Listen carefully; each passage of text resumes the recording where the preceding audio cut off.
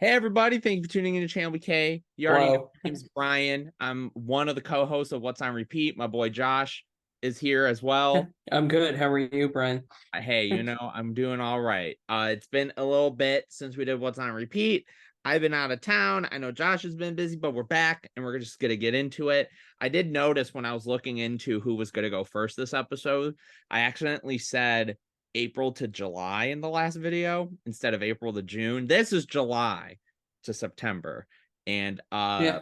lots of great stuff came out. And I'm actually very excited to talk about the Josh's single because I still have to listen to it, but it's a band that he kind of told me to go listen to, and it's a great album. It's one of my favorites of the year. So take it away. Arguably, I think one of the coolest indie bands that is out right now, Geese, with the song Jesse, which is gonna be on a deluxe version they're releasing of their newest album, which that drops next Friday. They definitely have kind of an indie rock palette, but kind of the ambition of a lot of those post rock bands we've been talking about, Black Country, Black Midi, Squid, uh, where yeah, it's kind of post punk, but also like uh tends to be like very experimental a lot of the time.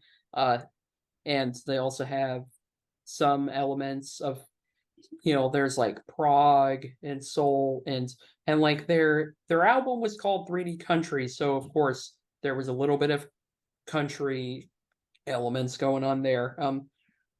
But I think the one thing that really makes them stand out though is the vocals, which because this guy, like Cameron Winter is the lead singer for this group, and he kind of tends to be very like raw, but also kind of just theatrical at the same time, and like his inflections are so like yeah, it's one of those things where like um I where like whether whether you like it or it just doesn't do it for you, it definitely, like, you can't deny that like those vocals are like definitely pretty out there, for sure.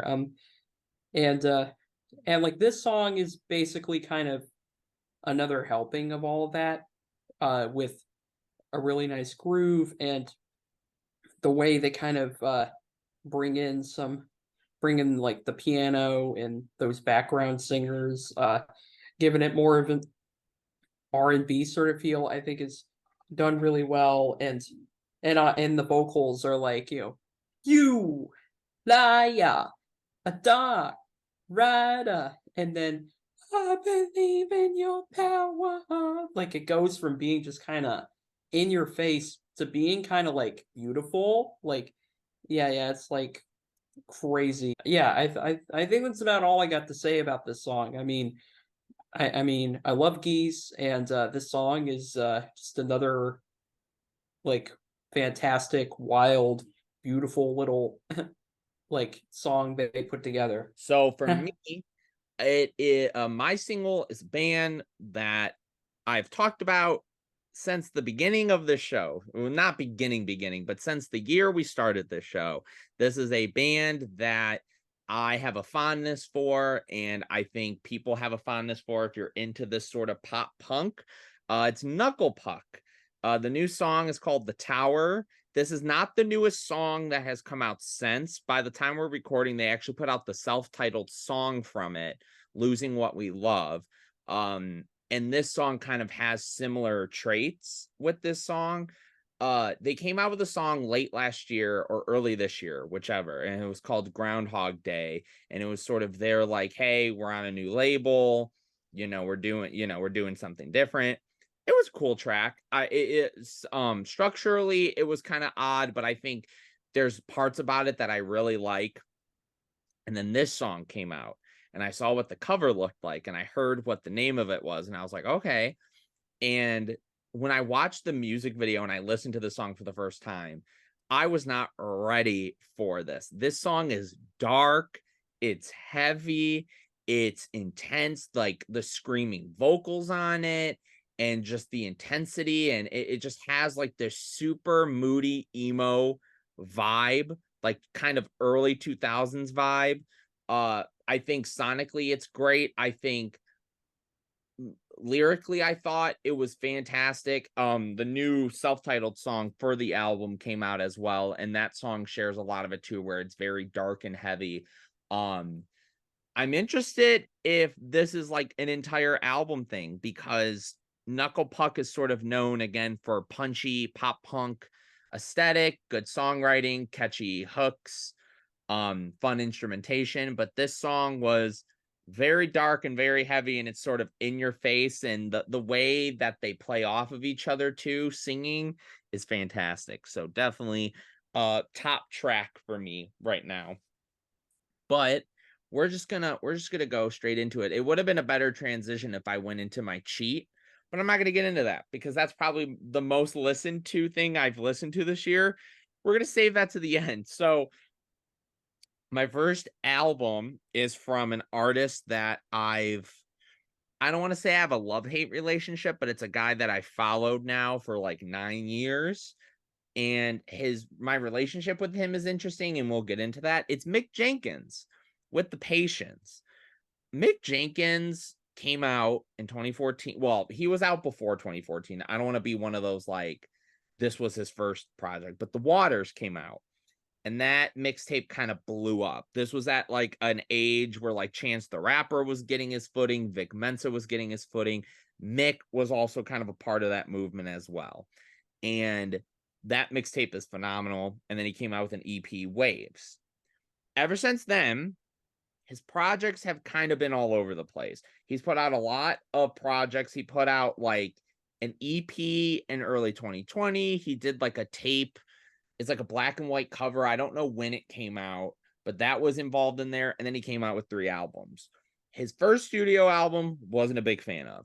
His next two I like. There's songs on there that I like. They both ended up being in my top 50, but I don't go back to them like that. And I think Mick has kind of fallen into this category where I don't think he's not been consistent or bad.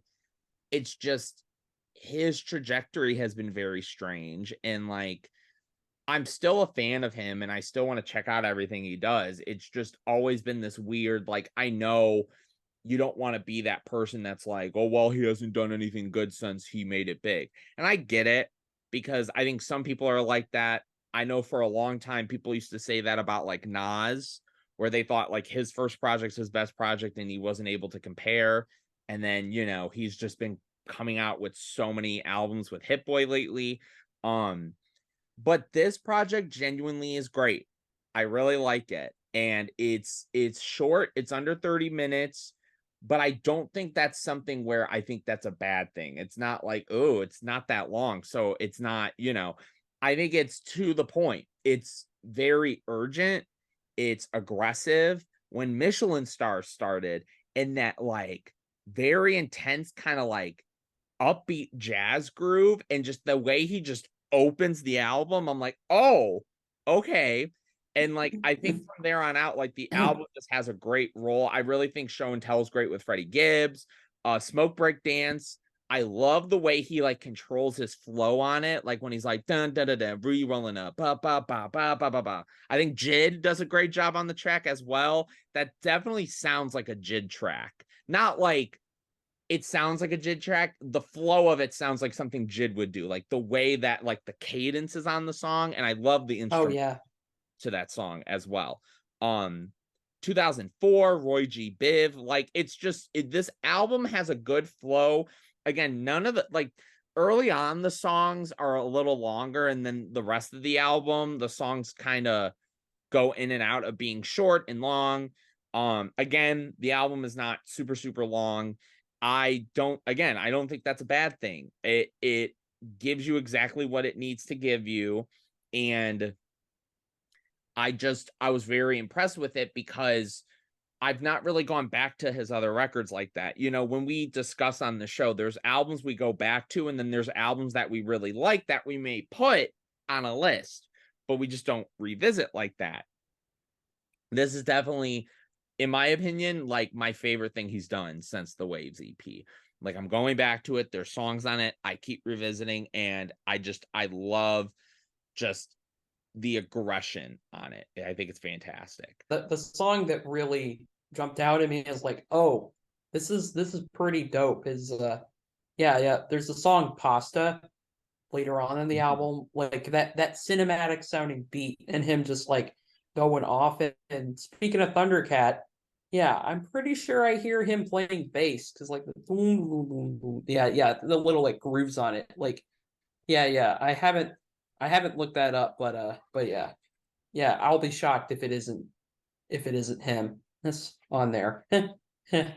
I was gonna try and research for you and see, but it's not showing up on Wikipedia. It's probably like on Rap Genius, but I was gonna do a quick search for you.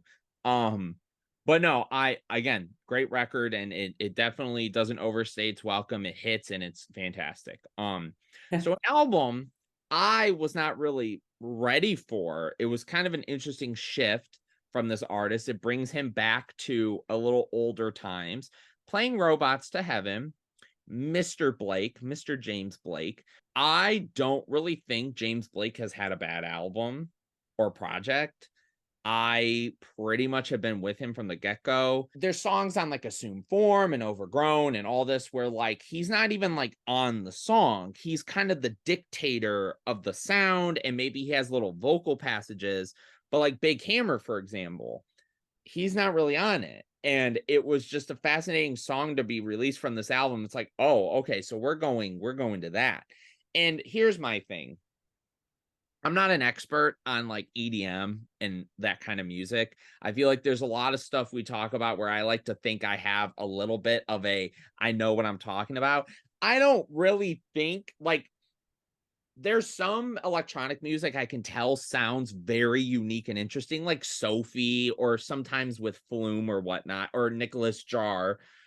But I'm not like, oh my God, this listening to this record, it's not like it comes across as so incredibly wild and dense and like it doesn't seem like that. But I don't think that's the point.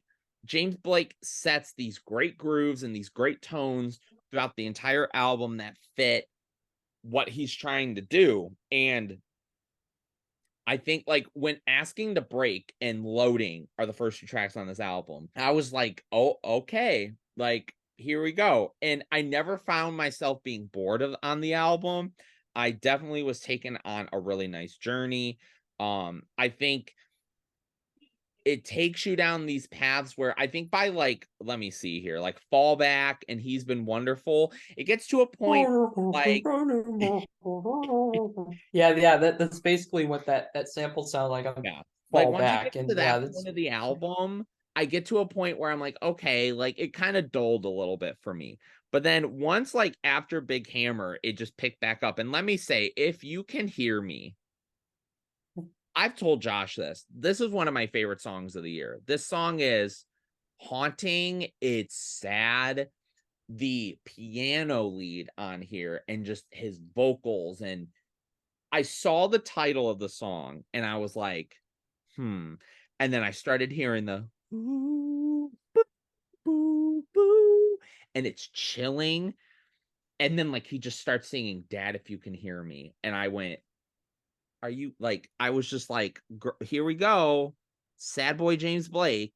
Like, I just sat there like, I'm in awe, like, this is fantastic. I think the instrumental at the end of the album playing Robots into Heaven, I thought that was a fantastic way to end the album as well. But no, this album is pretty great, and it's great that people have such a different perspective on it because nobody's really said it's like terrible, but it's so cool that like James Blake was able to do this kind of album because he's kind of become well known for certain things lately, and so for him to kind of dive back into that sound, it's fantastic. I love it. oh yeah, like because and maybe that's why yeah, this album might have thrown me off a little bit because like I'm used to like later James Blake albums being like Mhm. so focused on like just songs and stuff like that. Now like I consider like his first album and Assume Form to be like my favorites of his, and really, other than those two and his last couple albums, that's about all I've really listened to from him. So my perspective, kind of like you with maybe certain types of EDM, that's kind of me with James Blake a little bit, where I don't want to sound like I'm being like just ignorant of his stuff. It's just that like he kind of tends to have some albums that do it for me and others that, Yeah. like this one, I respect in concept, but just yeah, for whatever reason, like it kind of like it kind of, you were kind of saying a thing about the album kind of doling a little bit in this, in the, like toward the middle, like yeah, that kind of happened for me. But like, but like the Can You Hear Me song I thought was really nice. And and oh, and Big Hammer definitely is pretty unique in terms of just the way it sounds and the way he brings in like that sample later on in the track. My final album, which obviously, if you know me, this is kind of like a no shit thing. Yes, I'm cheating. It is an EP, but you know, when this EP is better than some of the like most of like the really good albums that I liked, or most of the albums I've heard this year, I don't care. I talked about the single from this EP, the one single that came out, and now I'm here to talk about the EP, the 5-song EP from Yellow Card, Childhood Eyes. This is if you watch the channel or if you know me, you know this is my favorite band ever. And I was just really excited to finally listen to the EP, and I got everything that I wanted. The production on here sounds fantastic. I think songwriting, it's great. They sound fantastic. I will say biggest highlight is the middle song, Hiding in the Light. That song's a banger. I love it. I love the riffs. It has like kind of that just like that to me. Like Yellow Card is obviously, again, I think we're beating a dead horse at this point. We talk about the certain kinds of pop punk that are out. It's not the Jeff Rosenstock pop punk. It's not the pop punk, Oh right? yeah, you're spoiling one of my albums, dude. I Wink, just wink, wink, know wink, wink, that. wink, wink, wink. But it's that old school like Warped Tour pop punk, and I always thought Yellow Card sounded great, and I think they aged very well. But this song is like that classic, just power pop punk, and it has a great sound to it. I think Ryan sounds as good as ever. The opening track, 3 minutes more, which I wasn't expecting to like, because the first time I heard it, I was kind of like, what? Because it has the singer Pierce the Veil on it. And it kind of just felt like he was on the entire song. But once I listened to it more, they both kind of sing with each other for the majority of it. And that drum loop, the Yeah. drum loop is great and fantastic. I still think Childhood Eyes is a great song. Honest from the Jump is a good track. I like the way that I love the way the song is conducted, and how like the when he gets to the "we were just distant stars," bum ba dum, like I thought that sounded good. And then we finish with "The Places We'll Go" with featuring Dashboard Confessional, a guy that I know Josh loves so well. Sarcasm intended there. Um, but I think they sounded really good together, and just hearing this song that kind of feels like this reflection of like, who would have thought we would have made it this long and we would have been relevant and people would have known about us. And to hear them at the concert, which I saw them at in July, it was very comforting to hear them clearly seem like this isn't just like, here, we're going to do an EP because we're back and whatever. Like, it seems like they're back. Obviously, we'll see what's happening, but this EP is fantastic. I mean, I haven't really listened to any other EPs this year, so this is probably my favorite. So kind of like a no shit thing there, but Yeah. So I will say, I I've been needing to listen to this EP, and I wanted to listen to it so that way I could feel like I could have a point or two. But yeah, today on the way back from my appointment, I listened to it, and shockingly, I liked it a lot. Like, I think I was I mean, I was like for this kind of like pop punk project, like in 2023, like it actually, like the mixes and the production, like I can hear every element in the mix on this record, Mhm. like and also like I felt that the songwriting and hooks were like pretty strong, and like yeah, and even with the Pierce the Veil and Dashboard singers, I think I kind of I kind of like how they were incorporated in a way which was where they're kind of more supporting, and like it still very much feels like just like their songs for the most part, and also I'm not like completely surprised I ended up really liking it, because you know, I mean with all the I mean with all the changes I've had going on in my life lately, like, you know, it's kind of put me in the mood for some, I guess, kind of uh like somewhat emotional music of different kinds. So listening to it, I'm like, oh yeah, this sounds like something 2023 Joshua would listen to probably. Yeah, so I don't know, man. Might be having a light emo phase right now. My heart I is mean, I may so not. full right now hearing you say all those great things. Like I'm so like, oh my God, Josh liked it. Yeah, yeah, yeah. I mean, I may not like. I may not, you know, dress like an emo, but I kind of have the music taste, the music taste of one. Uh, I um. love it. I love it. Well, on that note, that made me feel so good. That's so I'm glad you enjoyed it and you appreciated it. But yeah, so we're gonna get Yeah. into Josh's albums. I will say there's only one on his list I didn't get to listening to. Like I genuinely saw it and I was like, I don't even know. You might have brought it up in like our text threads, but I must have forgotten Yes. about it. So like that's definitely one I'm gonna add to my list. But the other two I definitely listened to. So Oh yeah. So like, I'm gonna start it off with a record that I guess isn't super surprising for me, because this was an album I was excited about, and yeah, it pretty much gave me everything I wanted. And that's Genesis Owuzu with Struggler. So he got a lot of hype off of his first album in 2021, Smiling with No Teeth, which was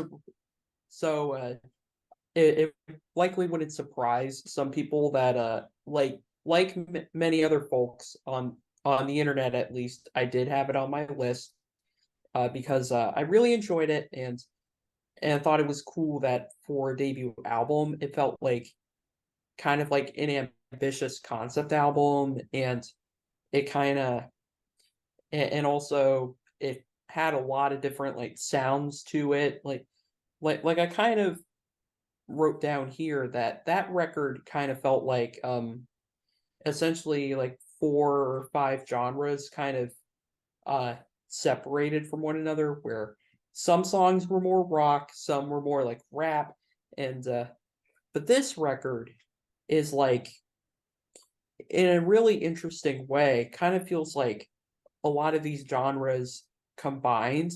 um and it definitely like, and it's shorter than his first album, but yet somehow it's like bolder, darker, and more experimental. Like Leaving the Light is a song that I've listened to the song like 50 times by now. I love it so much. Just the energy to it and the groove and his performance on it. Just, I think it is such a great way to open the album.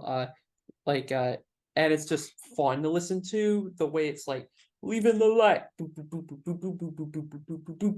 always thought I was living a lot, and it's just like, yeah, I love it. And like other highlights for me, The Old Man I think is a cool track. I love just how kind of creepy that hook sounds, the way it's like There's an old man waiting in the sky just to fuck my life up. I don't get it. I don't care about it. And like, I love just how kind of just psychedelic and just it's like dark but also like kind of colorful at the same time. And like and like the way he ends the track too with his whole "your master is a system, your master is a suit." Like he's giving off Death Grips vibes a little bit on here.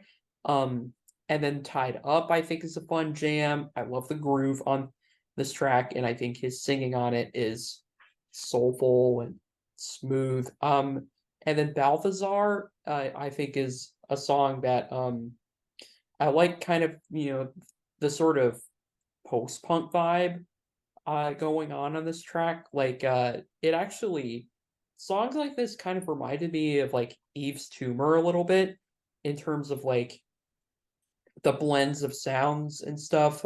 Like if he did hip hop, this is probably what it would sound like. And yeah, I could totally see him producing, yeah, stuff for more like rap kind of artists. And then with Stay Blessed, we get kind of more of a post-punk kind of direction with this one. The bass is just like boom boom boom boom boom boom, and like stay blessed. I'd have been a bad pester. Like yeah, I've just been going back to it because it's just, yeah, like with the opener, it's just so like fun and catchy. And the fact that like this album is like this concept album about like his struggle with depression, but yet it's still like it's not an album like that is not supposed to be like fun to listen to, but yet somehow that's kind of why this album works so well. And I mean, and this was kind of his whole thing on the debut as well. It's just it kind of feels like it's just kind of taken to another it's just taken another sort of level on this album. But my next record, we were kind of talking about the different kinds we were kind of talking about the different kinds of pop punk, and we brought up one of the Warped Tour bands with Yellow Card. But now we're going to talk about, I guess, in a way, I think the more, I guess, indie kind of side of pop punk is probably how I would categorize it. I mean, we talk about pop, we talk about Spanish love songs, but now we have arguably like one of the artists that like some of these artists I feel like are newer, but this guy has been at it for like a while. He was in like other bands, but it's really his solo stuff that I am like well versed in. But it's Jeff Rosenstock with the album Hell Mode. This album was so funny because I mean like right out of the gate you were like, this is pretty good. Me at first I wasn't so sure about it, but going back to this album like a couple weeks ago and listening to the whole thing again, I'm like, you know what? And then I message you, you know what, Brian? You're right. This album's really good. Like, and I had this really interesting revelation with the album, and that's ultimately the reason why I ended up really enjoying it, was because we have not really gotten an album like this from Jeff since Worry, where it feels like every song, including the one ballad on here, are like they really feel like anthems where the melodies are super strong, and songwriting and performances are just chaotic and just very well put together. Like Liked You Better, I've had that song stuck in my head a lot lately, and I've been going back to it for like that specific reason. Like hearing it as a single, I was kind of like, yeah, it's pretty good, but now I'm genuinely like, it's every time it comes on, and the whole "I liked you better when you weren't on my mind." Like, yeah, it's just it's such an earworm, and yeah, I love it. But Doubt is probably my favorite song on the album. I mean, I loved it as a single, and it's only gotten better the more listens I've given it. Uh, and I just think the dynamics on songs like this, and I kind of feel like the opener does this too, where the first half it's minimal, uh, and it really allows you to kind of focus in on his lyrics. And I love how some of the guitars have more of a shoegaze kind of sound to it. But then the second half, we get more of the intensity, and then we have this cathartic crescendo that's just like slow motion breakdown, and yeah, it's a banger. I was posting about listening to it on my Insta story today. I love that song. Now the ballad I was referencing earlier, Heal Mode, is this is the craziest left turn, like, because most of this album you listen to it and you're like, yeah, this is a Jeff Rosenstock album. But with this song, he's like, okay, okay, I'm gonna do an acoustic ballad, and he pulled it off because I think the songwriting is still really good, and in terms of the way it sounds, like, you don't think of a Jeff Rosenstock song to be just gorgeous like this, but like, yeah, by like some strange miracle, that's what happened on this track. And listening to it, I was like, this is really well done. And like how come Foo Fighters like didn't do the same at the end of their new album, where it was a ballad that they could have just left minimal, and yet they just kind of like forced in this kind of like, weird like shoegaze bullshit or something like that. Now now Life Admin, you and I pretty much agree, probably the worst song on the album. It's not like bad, it's just compared to like basically the rest of this album, it just feels kind of lazy. But like, thankfully the album pretty much picks up after that song, and like, the last song, Three Summers, is like might be the most epic sounding closer he's done. I just think I mean, I just love how it finishes this album off on a somewhat hopeful note, but still, like, lyrically it kind of ends dark though, because like, but I do kind of like how this is ultimately why I've been such a fan of Jeff for so long, because like, I mean, I've been a fan of him since high school, so it's really, but I've really liked how he's had this great had this great way of just making like, and the Genesis record is kind of the same way too, where it's fun sounding music with like really dark lyrics. Like because this album isn't like completely depressing, but it definitely, I mean, with a title like Hell Mode, you kind of know, like, and I was even kind of mentioning this. It was funny seeing that title because, like, aren't you in hell mode like every year, dude? We Cool and No Dream, I think, definitely have that like consistent people like. And then Worry is the album that I think people really like because of how experimental it is, because it has kind of the short songs, like it's like kind of like the Abbey Road thing where it just feels like it's quick little things. Oh yeah, In this album, feel like kind of the two, there's the people that maybe like or dislike whatever. It was funny when you said it, disliking it, because when I started thinking about the album and when you said your opinions, I was like, I started thinking more, and I was like, well, I definitely don't like this more than No Dream or We Cool. I think Worry's an album that I go back to, but like We Cool and No Dream have kind of like the most replay value for me. And Post is one of those albums where I still liked it when it came out and I still like it now.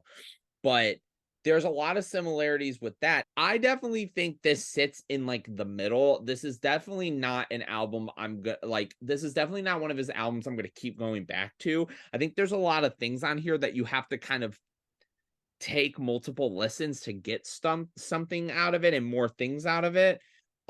Yeah, and that's kind of why it wasn't until the third listen where I was like, oh shit, I love this album. And frankly, like, I mean, I actually do kind of like some of the weird dynamics here because uh that's kind of why I've been going back to this record a lot lately because I mean, I definitely really like it when music is like fun to listen to, but still, in terms of the emotions going into it, it's still like cathartic to just like play and just kind of sing and shout along to and I've kind of yeah, like I said, I've kind of been craving music like that lately, so this album is ultimately kind of scratching that itch for me, but I found it to be pretty consistent. I mean, really, other than track 8, I found the album to be pretty consistent. I mean, it did have a nice flow to it, and even with the one slower song in the middle, like it didn't feel like the album really like lost momentum necessarily. Like I think it added to the whole thing really well, and it's a nice little break before you know it kind of brings you back into the heat with the the outro with the ending. um but yeah, I really love that album. But my last album is the one that Brian has not listened to, and it's a record that frankly, I was not expecting I would be this high on it, but like whether you like it or hate it, like you can't deny that it's something. It is out there. Um Underscores Wall Socket. Oh my god, like what a weird album title. Like saying that out loud, I'm kind of like, am I tripping out or something? What the fuck? Um so like with Genesis, Underscores got some buzz in 2021 with their first album, Fishmonger. I didn't end up listening to it the year it came out, although I definitely heard about it. It wasn't until this record got announced and there was some singles dropping for it where I was kind of like, oh yeah, Underscores. I want to get an idea. I went back and listened to that first I album and it was not really my thing. I mean, it felt pretty unique and there were like a couple of bangers on it, but overall it was just kind of like, this is fine. Like this artist kind of feels like you with Black Midi, where their first record, people are like, yeah, this is game changing. But then you go and listen to it and you're like, it's all right. But then once you get to their second album, you're like, you know what? I kind of get the hype now. And that's kind of what happened for me with Underscores, because like this record I feel like is such an improvement on all fronts in terms of like, I mean, for one, like the whole like I had kind of a wild revelation about this record too that ultimately made me go, holy shit, this might be one of my top albums of the year. Is the fact that the whole narrative arc throughout the album I think is really fascinating. Uh, in that it's kind of setting the scene that we're in this like fictional small town, and like the genre fusions on this album, like it is like their debut certainly had some fascinating kind of ideas, but this record is like uh it's more eclectic, and it does like combinations of sounds that I would have never thought to like do, but yet somehow I hear it and I'm like, aha, I see what you did there. That's brilliant.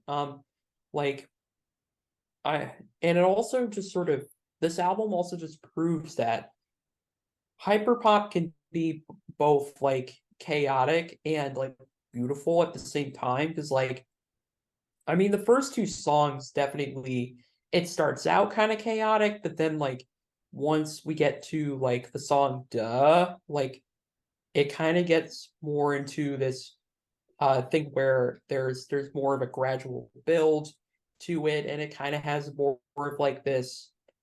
emo singer-songwriter kind of thing that eventually evolves into like this uh kind of like, dreamy, almost shoegaze kind of thing. And then the song "Shoot to Kill," "Kill Your Darlings," which, man, the titles of some of these songs are just so funny to me. Like, this track is like, it's got kind of a trip hop groove to it, and also like these like colorful synth leads that maybe sound like something out of like a Caro Bonito song somewhat. And yeah, and then there's even a part like near the end where we hear like banjo, which is kind of strange. I'm like, banjos and hyperpop, like I would have never thought to do that, but like but it still sounds kind of cool. Like I would, I mean, it's kind of like when Beck in the '90s would fuse together these different sounds and stuff, and it was done in a way where it was kind of random, but it was still kind of inspired at the same time, and like, and that's which is kind of why it's a little bit sad listening to what he's doing now, because it's like more mainstream and stuff, because like on records like Odelay, he was just kind of, he was fusing like folk with hip hop and doing all kinds of crazy shit like that. I think the album ends really good. Like the track with Jane Remover, who Zach, like Jane Remover is also dropping in October as well. And as a fan of her stuff, I'm really excited uh for that record. The way those two artist styles kind of weave together on here, and then we have kind of this gut wrenching kind of country tinged ballad for the last song with a "Good Luck Final Girl," but yet in terms of like lyrically, it adds to the album in a really cool way, and the way that the acoustic instrumentation just kind of cuts out for the final verse, and you hear just these little like electronics, but like you still have those vocals. It's kind of just unsettling, but it like but it still kind of works. But yeah, this record, it's definitely one of the wildest albums. Like that, maybe I'd say this and the new Sprain album are definitely the two records I've listened to recently where they're definitely like bizarre and like kind of just you kind of don't really know what to make of it, but yet you're still like, it's still genius. With that being said, thank you all so much for watching. Are some of these albums ones you agree with, disagree with, all that? Leave it in the comments below. Check out Joshua's channel. Subscribe to him. He has great content there. If you liked this video, you could subscribe here as well, because we have older episodes and, I do music stuff here and there as well outside of this on the channel. Again, Josh, thank you so much for joining me on another One Time Repeat. The final one for the year should be up a little earlier than normal because usually we like to do the end of the year one. God, end of the year. We're already at the end of the year. Oh my gosh. Like, geez. That's Yeah, crazy.